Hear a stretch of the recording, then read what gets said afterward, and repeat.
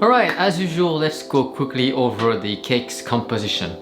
Let's go from the bottom layer to the top. Now, the chocolate sponge is actually straightforward, nothing complicated here. You can substitute the brown sugar with any type of sugar.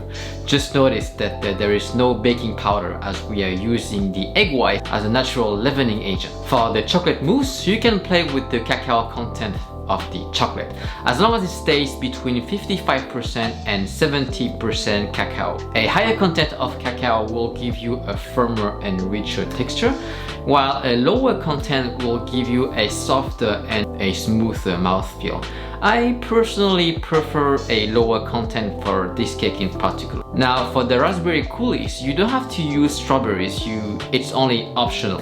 Instead of the lemon juice, you can also go with orange juice or passion fruit juice or any kind of fruit juice as long as it brings a tangy taste. Also, you don't have to use gelatine either. You can of course substitute it with the agar-agar or just pectin. But the texture will be different as the final result will be closer to a jam rather than a coulis. Finally, for the chocolate decoration, it is a plain chocolate tempering. You just have to follow the temperature curve shown in the video. And of course, a thermometer is necessary. That's it for today. If you have any question, do not hesitate to write it down in the comment section below.